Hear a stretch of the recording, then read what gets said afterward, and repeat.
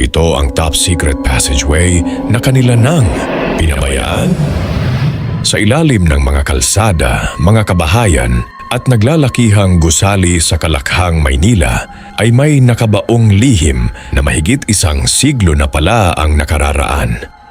Isang top secret tunnel system na minsan nang ginamit ng mga Amerikano, Filipino at maging mga Hapon na ngayoy unti-unti nang sinisira ng urbanisasyon. At ang pangalan nito? Fort Bonifacio War Tunnel. Mahigit kumulang 70 talampakan sa ilalim ng kalupaan sa Taguig City, minsay naging mahalagang bahagi ng kasaysayang militar ang lugar na ito. Tinatayang umaabot sa 2.24 kilometers ang kabuuang haba ng explored portion ng tunnel. Subalit ngayon, sinasabing 730 meters na lamang ang nananatiling buo sanhi ng pagkawala dahil sa epekto ng malawakang commercial at urban developments sa paligid. Mayroon itong 32 built-in chambers na sinasabing naging himpilan, quarters o posibleng imbakan noon ng mga military supplies. Matarik ang hagdanan pababa dahil nawala na ang handrails nito. Bihira na rin ang ilaw at napakadilim sa loob, mamasa-masa, maputik, malamok at marami sa bahagi ay kasalukuyang lampas tao na ang tubig.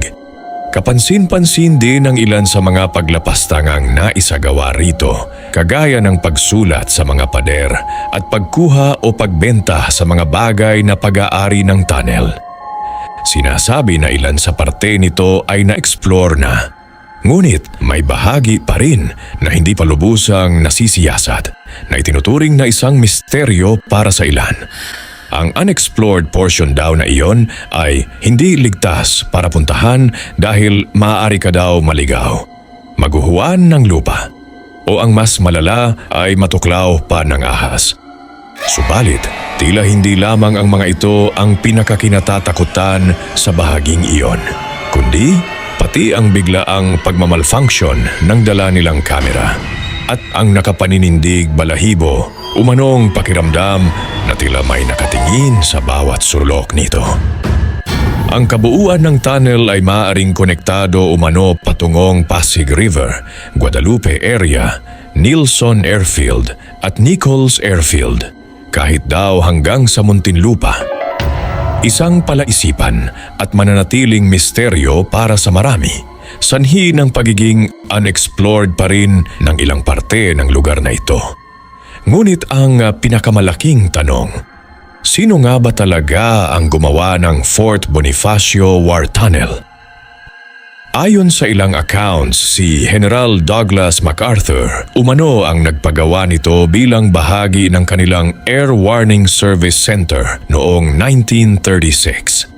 Pero ayon kay retired Army Major General Restituto Aguilar, nagsimula daw talaga ang konstruksyon nito noon pang 1910 na halos kasabay ng pagde-develop ng US Military Army sa Fort William McKinley. Katulong umano dito ang mga minerong Igorot at ilang mga Hapones. Dahil doon, kalaunay napasakamay ito ng Japanese Imperial Army at tinawag na Sakura Heiyei o ang Cherry Blossoms Barracks. Hindi magtatagal at masasaksihan ng tunnel na ito ang isa sa pinakamalagim na bahagi ng ating kasaysayan. Dahil kahindik-hindik ang susunod na tagpo nang bawiin ito ng mga Amerikano panahon ng liberasyon. Ginamitan ang mga Hapon ng flamethrowers para sa pilitan silang palabasin sa tunnel. Marami sa mga ito ay nasunog ng buhay dito, habang ang iba naman ay tinambangan sa mga exit points nito at dooy pinagtatadtad ng bala. Makalipas ang ilang dekada, ang tunnel ay pagkakalooban ng panibagong gampanin dahil pagsapit ng mid-70s, sisimulan ni Major General Fortunato Abad ang rehabilitasyon sa ilang mga bahagi nito. May mga parte na sinemento at binuksan sa publiko para maging tourist attraction. Naging bahagi ito ng Philippine Army Museum and Library. Ngunit naging kontrobersyal ang tunnel noong magkubli dito ang Reformed Armed Forces Movement dahil sa nabigong coup attempts laban kay President Cory Aquino. Inilahad ni former Senator Gregorio Honasan ang naging malaking tulong ng tunnel para mapanatili siyang ligtas noong panahong iyon. Sa kanyang pananatili dito ay ginawan pa umano siya ng karagdagan pang mga exits ng kanyang mga tauhan. At nang magsimulang ma-privatized at muling i-develop ang malaking bahagi ng Fort Bonifacio noong dekada 90 ay kasabay nito. Ang tunnel ay unti-unti na ring tinanggal sa paningin ng madla. Sa patuloy na pag-unlad ng lungsod ay marami na rin sa parte ng Lagusan ang natakpan o nilamon na ng tubig sa loob nito. Mapapatanong ka na lang talaga sa mga kinauukulan. May pag-asa pa kaya na maisalba, muling maisaayos at mapangalagaang lubos ang Fort Bonifacio War Tunnel upang magsilbi itong buhay na paalala sa naging mahalagang papel nito sa kasaysayang militar ng ating bansa.